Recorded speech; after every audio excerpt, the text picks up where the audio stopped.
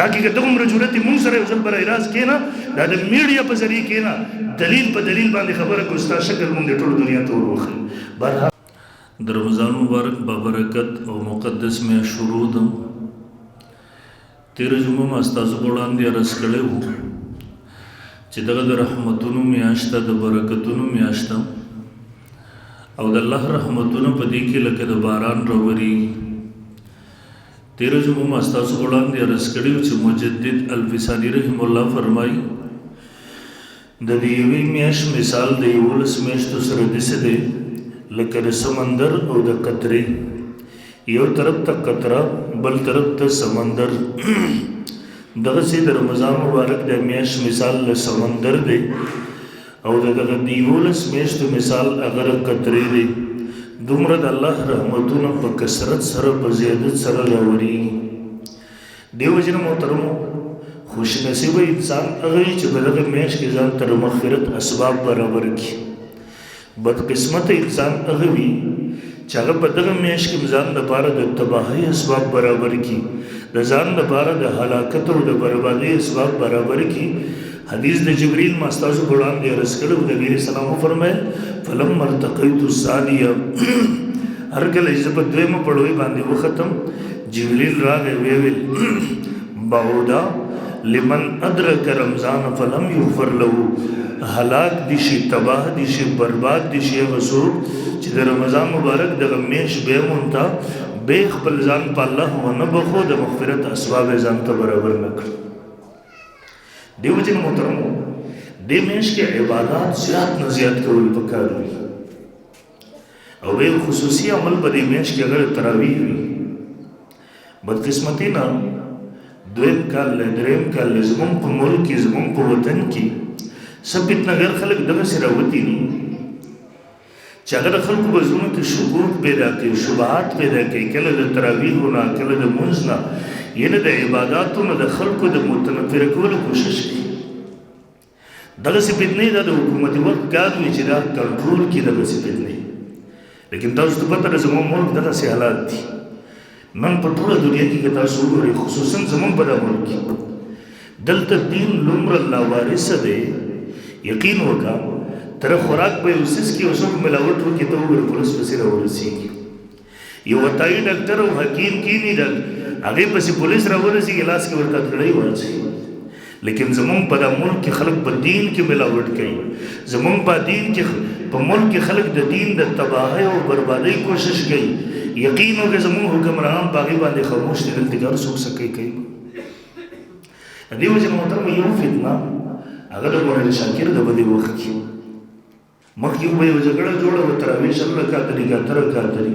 اوس هغه پکې بیخي چوټي ورتله او هغه ظالم د مونځ په حوالې سره دومره په بېباکۍ سره لګیا دی. هغه وایي ستا د مونځ ته ضرورت دی. د مونځ هغه بیانات د هغه خبرې چې واوري یقین وکړه مسلمانانو کې هغه معمولي عمل چېرته د مونځ پاتې و، چېرته د دعا پاتې و، چېرته د تراویح پاتې و.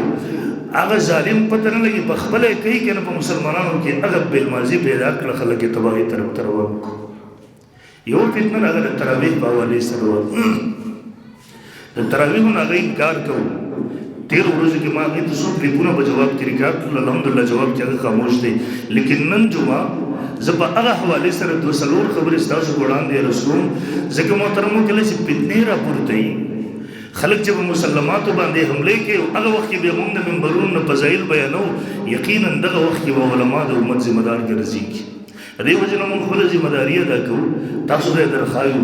چې دا یو مستقل حیثیت لري، یو شرعي حیثیت لري. 1400 کاله د مسلمانانو په تعامل سره راغلي، باقي څوک یې کوي څوک یې نه کوي، زور ورباندې زمونږ نشته دی. اخو آخرت سره الله تعالی به ورسره به حساب کوي.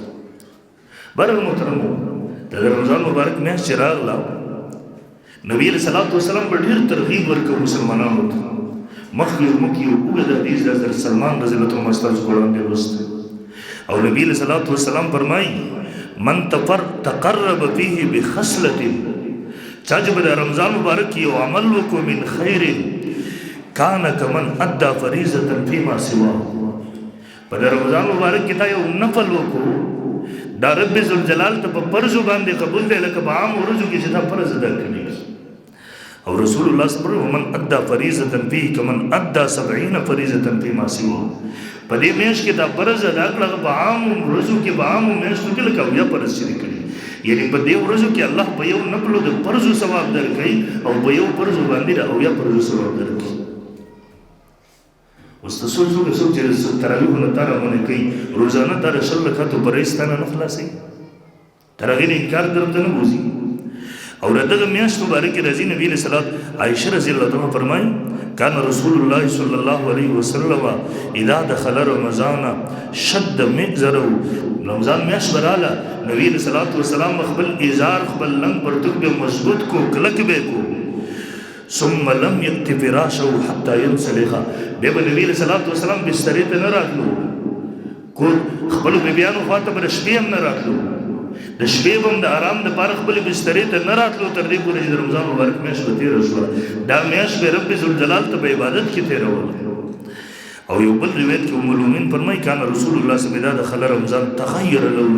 دا د رمضان مبارک میاشت به داخله شوله دا عبادت به دومره زیات کوو چې دا رنګ مبارک به د زیات عبادت د وجې نه بدل شو. په رنګ کې خلک وایي که نه پلان کې دا رنګ ډېر خراب شوی دی لکه چې ډېر سخت والی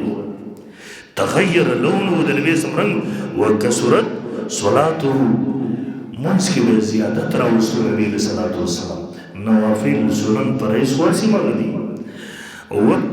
وابتهل فی الدعاء واشفق منه. په دعا کې به ډېره زیاته زاري کوله په دې میاشت کې او په دې میاشت کې به ډېره زیاته غالبه شوه. او یو بل روایت کې راځي د خپې مبارکې به وپړسېدې شنې به شوې.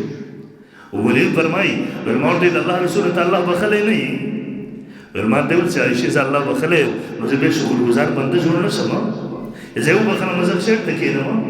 دا د الله پیغمبر چې هغه دپاره ده هغه جنتي و د هغه په جنتي کېدو کې شک شبه نه و د هغه د عبادت ده. زمونږ عبادت هغه یو تراویح دي. الله تعالی دې هغه ظالمان تباه کړي مسلمانانو باندې هغې نه چټې ورکړي. برحال زه راځم هغه حیثیت ته رسول الله صلی الله علیه وسلم په خپله باندې تراویح کړي هم دي او مسلمانانو ته د هغې ترغیب هم ورکړی. روایت چې په دې سلسله کې مونږ ګورو نبی علیه الصلاة والسلام 3 شپې با جماعت کړي دي په جمع سره کړي جماعت ته راغی ګڼه راجمع شوله او د روایاتو کې تصریح موجود ده نبی علیه السلام د ماسخوتن د مانځه نه وروسته د وده کېدو نه مخکې په مسجد نبوي صلی الله علیه وسلم سره په مسجد نبوي صلی الله علیه وسلم کې په جمع سره په ګڼې جمع سره په ګڼ جماعت د مسلمانانو سره دا کړي 3 شپې یو په جمع سره کړي وي. څلورمه شپه به روانه وته ویل خشیت و ایوتب علیکم زه ویرېدم چې هسې نه الله دا سلسله به تاسو فرض کړي او بیا تاسو کولی نه شئ خو بیا ځان له کړي دي دغسې نه چې پرېښي دا تاسو ته وګورئ دا 3 شپې با جماعت چې کومه سلسله کړې ده رسول الله صلی الله علیه وسلم 20 رکعات کړي دي. کله چې با جماعت کړي دي نبی علیه الصلاة والسلام 6 رکعات کړي. دا زما سره د حدیث یو لوی کتاب د مصنف د ابن ابي شیبه جلد 5 صفحه نمبر 225 بعضې خلک یې که نه د ګیډې نه لګیا خبرې کوي کله دا توفیق ورته نه میلاوېږي چې کتاب اوچت کړي د هغې نه روایت وښایي. ما کولی شو له تاسو ته هم دغسې ووایم خو زمونږ بعضې وروڼه د هغوی تسلي نه کېږي دغسې. دا د مصنف د ابن ابي شیبه دی د دې 3م جلد دی د دې صفحه نمبر 225 کې ابن عباس نے فرمائی ان رسول اللہ صلی اللہ علیہ وسلم کان یصلی فی رمضان 20 رکعتا نبی علیہ الصلوۃ والسلام پر رمضان مبارک کی 20 رکعات تراویح وکړي او ورسره وتر وکړي. او دغسې دا یو بل کتاب دی تاریخ جرجان د امام سهمی رحمه الله 427 هجری کې وفات دی. د هغه زمانې سړی دی د دې زمانې څوک نه دی. جابر رضی الله عنه فرمایي وی نبی علیہ الصلوۃ والسلام چې کله په رمضان کې راووتو دا 3 شپې 100 رکعات کړي 20 رکعات کړي. عن جابر بن عبد الله قال خرج النبي صلى الله عليه وسلم ذات ليله في رمضان فصلى الناس 24 رکعات.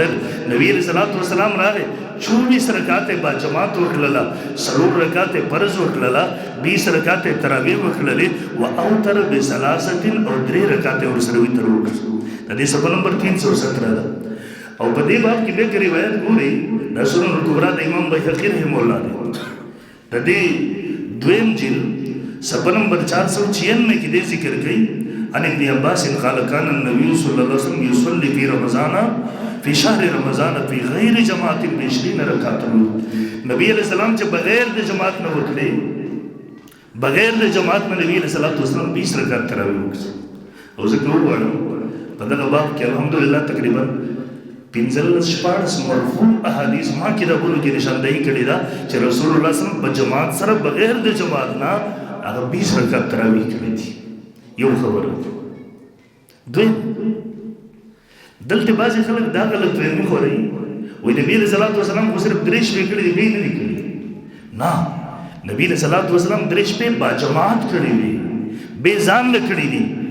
او ځان له هم کړي دي، صحابه کرامو هم بیا کړي دي. نبي علیه صلات وسلام چې راغی 15 صحابه هلته ولاړو، شپږ هلته ولاړو، یو هلته ولاړو، چا په جمع سره کولې، چا ځان له کولې. نبي علیه صلات وسلام ورباندې خاموش شوی دی.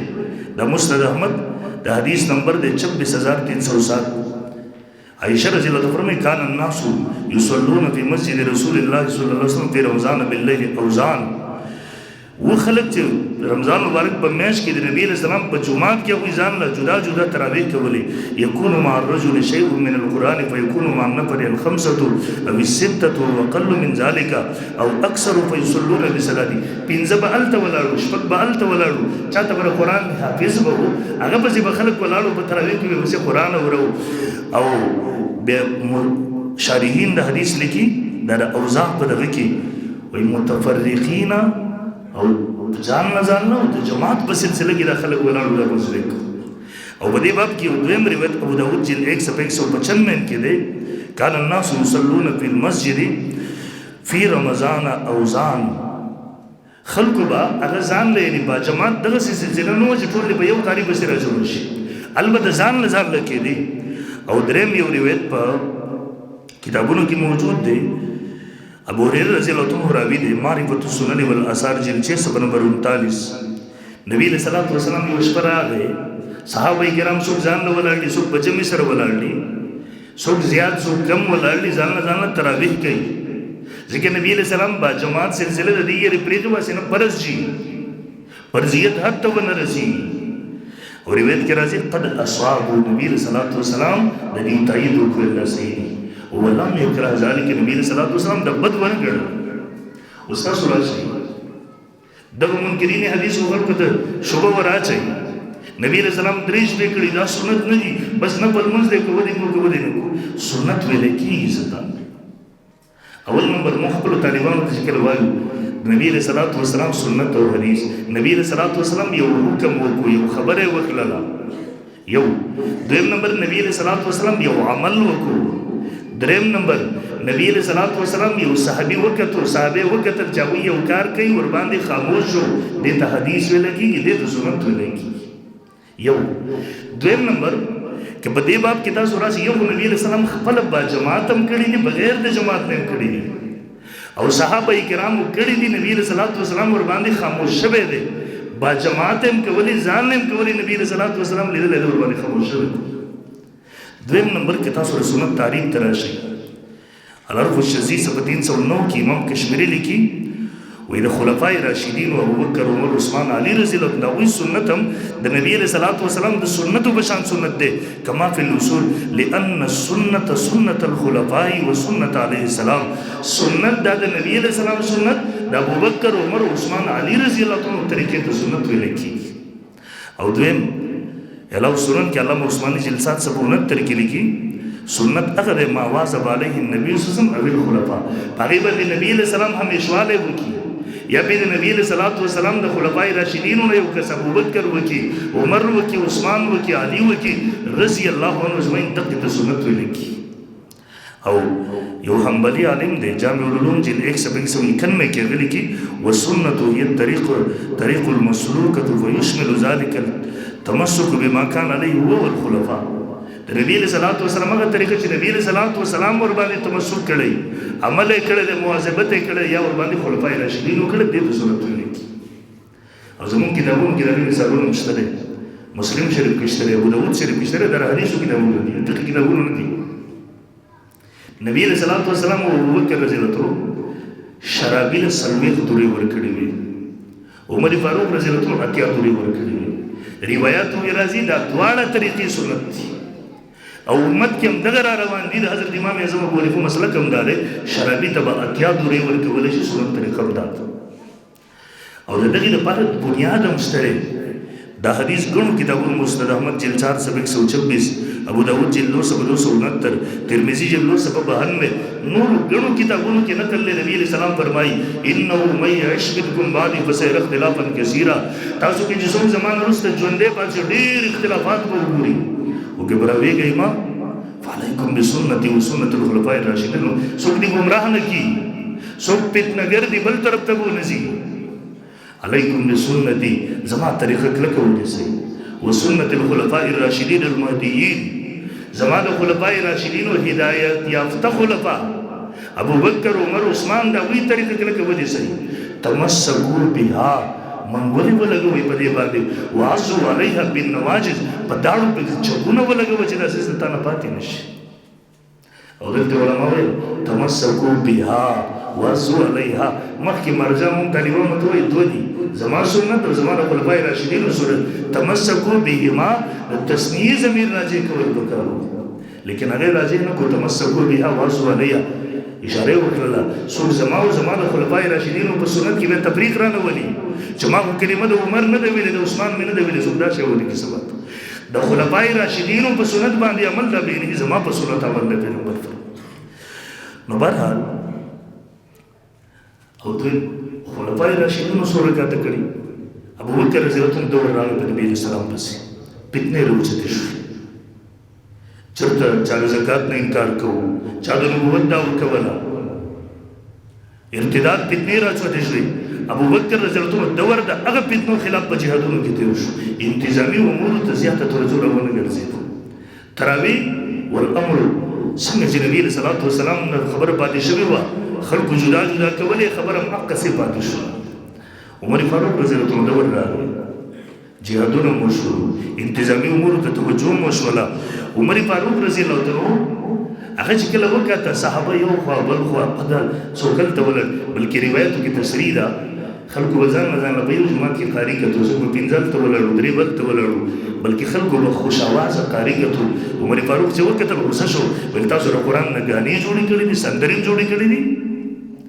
ابی بن کعب رضی الله عنه راوغوښتو، کمزورو مالک ابی بن کعب رضی الله عنه په صحابه کرامو کې مشهور قاری و، دی راوغوښتو، ورته ویل والله خلک روجي نیسي لیکن په خطر کې سره قرات د قران نشي کولای. ورته ویل عمر فاروق رضی الله پابندي ولګول، آینده په ټول پټوله راځم کیږي په ابی بن کعب په 20 رکعات تراویح کوي. دا زما سره د حدیث کتاب د کمزورو مال دا ابن منی مصدر ابن منی په حواله سره نقل کوي ان ابی بن کعب ان عمر بن الخطاب امره ان يصلي بالليل في رمضان. ابی بن کعب فرمایي زابر المؤمنین راوخ تم سرکاری فرمانو، ما ته ویل خلکو له مونځ کوه، تراویح کوه، ان الناس يصومون النهار ولا يصومون يقرؤون. خلک روزي ونیسي لیکن په خطر کې سره څوک قرات نشي کولای. فلو قرات عليهم بالليل فقال يا امير المؤمنين هذا شيء لم يكن. امير المؤمنين الذين مخکې د رسول الله دور کې دغه سینه د شوی چې ټول په یو قاری پسې راځول شي. د ابو بکر دور کې دغه سینه د شوی ول عمر تفرن قد علمت ولكنه وصل ما تم پتر چې دغه سیدا فصلى بهم 20 رکعات. ابي بن كعب رضی الله عنه ته حکم کړو هغه بیا خلکو د بار 20 رکعات تراویح کولې. دا د عمر په فرمان سره اډر جاری شو پر تمام اسلامي ممالکو کې. ګورئ نبی صلی الله علیه وسلم خو قائم کړي به شوی د پرزیت د یری ابا جماعت سلسله پرې خوله په څلورم شپه د جمعه ترانه خلک راځي شروع خلکو ورنه د پوسو کوی روایت کې راځي عمر ورنه د پوسو د الله پیغمبر بیګا خلک راځي مو په څلورم شپه تاسو رانه غلای وی فرمایل خشیت و یوتب علیکم د دې یری رانه غلم چې نو په تاسو د سلسله پرز شي به نه شي کولای. اوس پرز کوم تاسو به نه لګره پېځو منځو. عمر خو د پیغمبر مزاج پیژاندو، پیغمبر دنیا نه لاړو، د پرزیت یې ختم شولا. د پیغمبر د منشا مطابق صحابه کرام په یو قاری پسې دوباره راځمغلل، هغه سنت دوباره ژوندې کو عمر فاروق رضی الله عنه او سورہ کاته کړو 20 رکعات کول. ما د غریبت پیش کړو وای نکاح دغه رنګي د موطا د امام مالک دا د دې صفحه نمبر 98 کې عن يزيد بن رومان انه قال كان الناس يقومون في زمان عمر بن الخطاب في رمضان ب23 ركعات. د عمر فاروق رضی الله عنه په دور کې معمول له صحابه کرامو سو عمر حکم کړو سرکاري فرمان نه نافذ کړو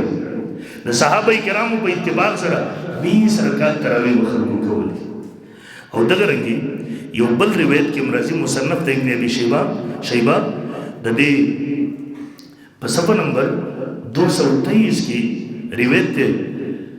عن يحيى بن سعيد ان عمر بن الخطاب امر الرجل يصلي به 20 ركعه عمر فاروق رضی الله حکم کړو 20 رکعات تراویح خلکو ته کوي نو د عمر فاروق رضی الله عنه په زمانه کې 20 رکعات تراویح کېدلې همدغه رنګي معرفت السنن والآثار کې صاحب ابن یزید نقل کې كنا نقوم في زمان عمر ب20 رکعات موږ د عمر فاروق 20 رکعات تراویح وکولې او دغه رنګي په دې باب کې دا خو په اجماع او اتفاق سره تقریبا د سلو نه زیات روایت ما را جمع کړې دي چې عمر فاروق د 20 رکعات وکم اسی تاسو یو خبره ته توجه وکړئ یو سیس به سنت نوي عمر به رضان نه نافذ کی یوه خبره بل ته تاسو توجه وکړئ د رسول الله صلی الله علیه وسلم 8 رکعات کړي او بعض خلک چول نو عمر به رضان نشل رکعات قائم کی زچلو موږ داو مله رسول الله صلی الله علیه وسلم زمانه کې 8 رکعات کېدي عمر شل رکعات کوي یو صحابي کې دا جرأت نو چې باسه له عمر تدر اختیار چا درکړي چې پیغمبر فیصله بدله کوم څه دې خلکو الله کلم واسطه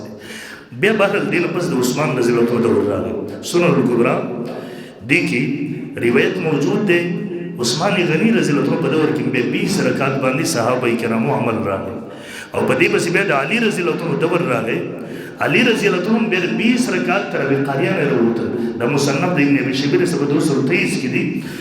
علی رضی الله عنه ابي لسن علي امر رجل يصلي في رمضان 20 رکعات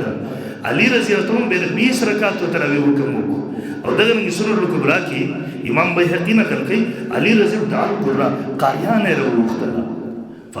او کومه ورته کو خلکو ته 20 رکعات تراویح کوي او په خپل باندې صحابي فرمایي دے فرمائی محمد علی رضی اللہ عنہ په زمانہ کې 20 رکعات تراویح کولې د عثمان زمانہ راغله د علی رضی 20 رکعات تراویح باندې وې اجماع وکړه بیا د دې نه پس د صحابه عام معمول شروع شو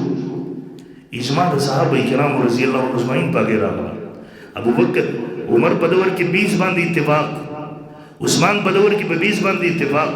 د علی کرم الله وجهه په دور کې په 20 باندې اتفاق د دین پس صحابه کرامو په 20 رکعات تراویح باندې اجماع وکړه د مولا علی خلیل مولا کتاب د مرقات د حدیث کتاب د مشکات صرف د شرح لیکلی د دې جلد نمبر 3 دی صفحه نمبر 382 دی وی اجمع الصحابه على ان التراویح 20 رکعات صحابه کرامو اجماع کړي د اتفاق کړي په دې باندې چې تراویح 20 رکعات صورت دي او دا سیده یو بل کتاب د المغنی د حنبلی مذهبي عالم دی هغه په خپل دویم جلد کې صفحه نمبر 366 کې لیکي د فرمایي ان یزید ابن رومان قال كان الناس يقومون في زمن عمر في رمضان بثلاث وجه خلق به 20 رکعات کې د عمر په زمانه باندې عادي انه امر الرجل يصلي في رمضان 20 علی رضی الله عنه 20 رکعات حکم کړو وهذا كل اجماع او به لیکي واجمع عليه الصحابه صحابه کرام په دې باندې اجماع کړی چې دا سنت دي 20 رکعات دي دغه دا کتاب الاذکار د امام نووي دی مشهور عالم دی د هغه زمانه تیر شوی دی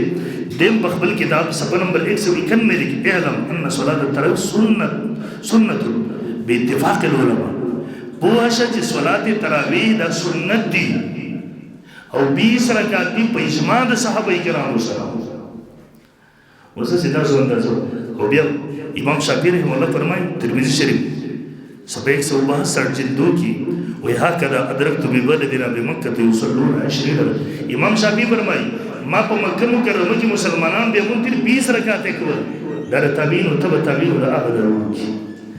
رسول الله 20 رکعات په جمع سره ځان ابو بکر رضی الله عنه بیا دغه عمر رضی زمانه کې به اجماع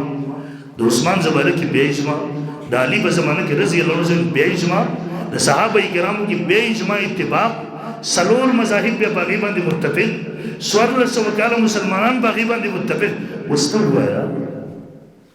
زمانه پر دلیل ورشو د زمانه پر دې زماني او منحوس انسان شو زمانه پر دلیل عثمان شو علی شو صحابه کرام شو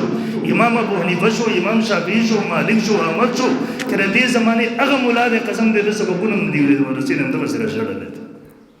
شکل ته کې ته وګورې منحوس شکل د شریعت خلاف او هغه ظالم زمونږ د کلمې پورې ورسېدو، زمونږ د قرآن پورې ورسېدو، زمونږ د تراویح پورې، د رسول الله د والدینو پورې ورسېدو. هغه ستاره د مونځ د اهمیت د انکار کوي، ستاره د دعا نه ملکې دی. دریش عقاید دغه ما هغه راجمع کړي دي چې هغه مسلمانانو د مسلماتو انکار کوي. بالکل و زمونږ خلک د دې باور دی وایي سنت نه دي. امام ابو رحمه الله فرمایي سنت دي، دی فرمایي سنت نه دي. امام شافعي فرمایي سنت دي، امام احمد بن حنبل فرمایي سنت دي، صحابه کرامو په اجماع کړي دي سنت دي. اوس د چا ومنو؟ د پسې روان شو که وایي پسې روان شو؟ او دا یاد وساتئ سنت پرېښودل محترمو دې کې ډېره سخته ګناه ده، حد درجې ګناه ده. نبي علیه السلام فرمایي چا چې زما سنت پرېښودل ته به زما شفاعت نصیب نه شي.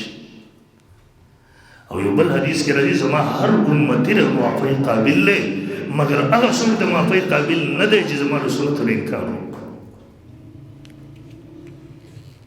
اوس لګیا دی بله ورځ دا اوس د تېرو جمعې تاسې کلي به ما واورېد دومره په بېدر زه حیرانه یم دې ته رسم مسلمانان ناستې لاندې وایي دي وایي چې په 10 رکعته تراویح باندې د عمر فاروق د زمانې نه واخله تر اوسه پورې د مسلمانانو عمل راغلی دی. ما هغه وایي عمل د مسلمانانو په ګیره خرولو هم راغلی دی. وایي زه دا ومنم ډېر ګستاخه وجې ته وویله ګیره خورول خو یو ګناه دی، حرام کار دی او په دې باندې خو به کفارو اتفاق کړی، په دې باندې به ګناهګارانو فساقو فجارو عمل را رواني، په دې باندې د صحابو تابعینو مسلمانانو څلورو مذهبونو عمل ته ما ته وښیه بې تعامل ثابت کېږي نه بس. نو دا قسمه غلط قسمه اشباره محترمو تراویح. او دویم دیو خلکو د اشکال بل هم ذهن ته وراچوي وایي یاره دا خو تهجد دي بس که ته دوه کې که څلور د یاد ساتئ تراویح جدا مونځ دی، تهجد جدا مونځ دی. په هغې باندې ګڼ دلایل دي. زموږ محدثین چې څومره ګوري د تراویح او د تهجد جدا جدا بابونه لګوي، ما تا ته واضح کوي چې دواړه جدا جدا مونځونه دي. دویم نمبر کې تاسو وګورئ دا تهجد چې دي دا یو ځل فرض په مکې دور کې بې فرضیت منسوخ شو او تراویح نبی علیه السلام با جماعت سلسله د دې وجې نه پرېښودل چې خشیت وایي یعتبر حسن فرض شي په تاسو. دریم نمبر کې تاسو ګورئ د تهجد مشروعیت په قرآن سره ثابت دی. ومن اللیل فتهجد به نافلة لک. د تراویح مشروعیت په حدیث سره ثابت دی. نو د دواړو د مشروعیت څنګه جدا جدا شو به دواړه یو څنګه وګرځېدو. دغه رنګه تهجد همیشه د شپې په اخر حصه کې کېږي نبي علیه السلام کړي او تراویح نبی علیه السلام صحابو تابعینو حتی چې مونږ تاسو د شپې په اوله حصه د دواړو مسنون اوقات جدا جدا دي نو بیا مونځ یو څنګه یو شو. دغه رنګه تهجد کې زیاتې کمې کېدې شي ته کې دوه کې څلور کې شپږ کې اته کې تا ته اختیار دی، لیکن په تراویح کې تعداد مقرر دی 20 رکعات پکې بیا څنګه ته دواړه یو ځای ګرځي. د تهجد کیفیت مقرر نه دی ته کې 2 رکعات به سلام سره کې 3 رکعات به سلام سره ته اجازه دی، لیکن د تراویح کیفیت مقرر دی 2 رکعات به سلام سره د وسیله روان دي خلفای راشدین. دغه رنګي بخاری حدیث دی عمر فاروق رضی الله عنه راغی خلقو ته اعلان وکړ ولتی تنامون عنها افضل من التي تقولون. اے خلقو هغه مونږ چې تاسو راغینو د کېږئ هغه غوره دی هغه مونږ چې تاسو یې قایموئ بلکې نن هم که ته لاړ شي 1400 کاله د مسلمانانو تعامل و حرمینو شریفینو کې د شپې په اوله حصه کې تراویح د شپې په اخره حصه کې تهجد دواړه جدا جدا مونځونه دي یو مونځ کلم نه دی. خو برحال او دلته و زمونږ دغه نور فتنهګر دلته راشي زمونږ خلکو ته به وایي هغه حیثیت د کمولو دپاره دې خو کوشش وکړو تراویح سنت نه دي. خو دا یاد وساتئ زمونږ علما دومره پورې ولیکلي دي زمونږ فقهاو دومره پورې لیکلي که یو علاقې والا پوره په پوره د تراویحو د سنتیت ته انکار وکړي دا پرېږدي که اسلامي حکومت یې په هغې باندې لازم چې د خلکو سره جهاد او جنګ وکړي.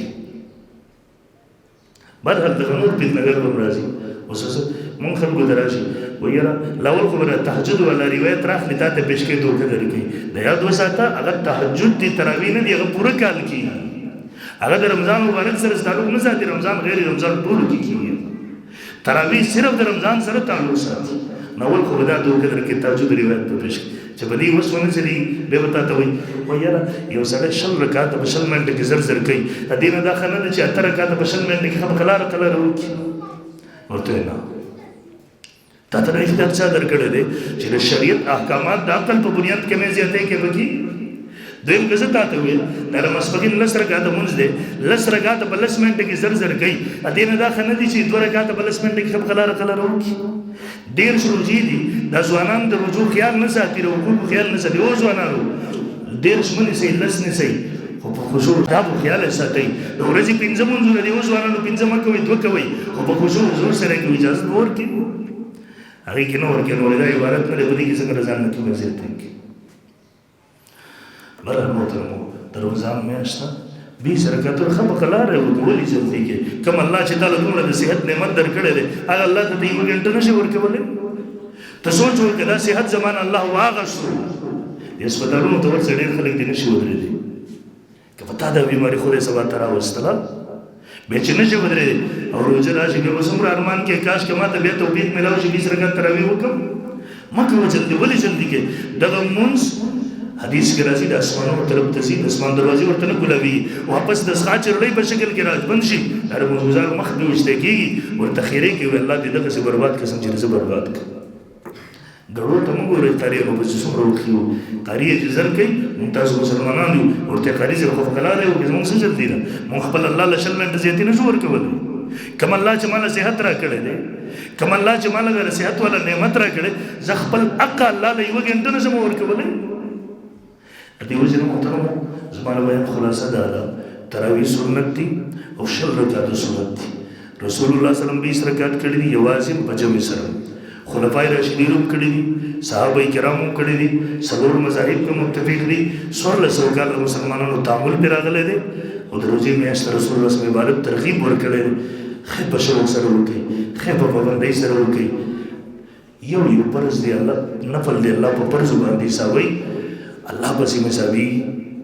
خډېرې ښه په شوق سره وکړي په محبت سره وکړي پته نه لګي بل روزه به زموږ نصیب شي که نه به شي څومره خلک به چې موږ سره 13 روزې کې ورنه نشته دی څومره خلک دي چې په دې روزې کې دي بلې روزې له به نسبت دی دې وجه نه ښه په پابندۍ سره وکړي او د خلکو دې قسمه وسوسو 1600 کاله کې زموږ کوم دین راغلی دی دا صحیح دی په دې ایمان وساتو دا چې د خپلې ګېډې نه لګیا وي که نه لور به ته وګورې شکل ته وګوري قسم دی د شریعت مطابق هغه شکل نه دی د سره نو دا ورته د شریعت بیانوي په خدای کې دا په قرآن پوهېږي په خدای کې دا په حدیثو پوهېږي دا څوم کار دی موږ ورته لګیا یو دا د میډیا په ذریعې خلک موږ هم راکوه راځه موږ سره کښېنو یو نشست به وکړو خبره ولۍ ماحول کې علمي ماحول کې کنځل به نه کوو بدرت جګړه به نه وي علمي ماحول کې به موږ تاسو خبره وکړو خلکو ته به موږ له مخامخ راځي نه هلته ناست دی وسوسې خورئ تیر کال و ډېر نیوزونه والا و چې د خپلو $100 دپاره ورتلل خلکو ایمان یې ګډوډه دا ځل هم یو کس ته ورغلي وو الحمدلله هغه ملګرو بیا زموږ خبرې واورېدې خپل نیوزونه مې ویډیوګانې ډیلیټ کړې نورو ته هم زه پیغام ورکوم چې خپل آخرت مه بربادوئ ګوره تر $100 دپاره د دغسې منحوسه خلکو د دغسې بېدینه خلکو خبرې ریکارډ کړي عوام نه پوهېږي چې دا صحیح وایي غلط وایي خلکو کې بېدیني پیدا کېږي دا یو مونځ پاتې دی دا یو تراویح د یو روژې پاتې دي سوال درته کوم بس د مسلمانانو دا پرېږدئ دا نور مه بربادوئ د خلکو زړونو کې نور شکوک شبهات مه پیدا کوئ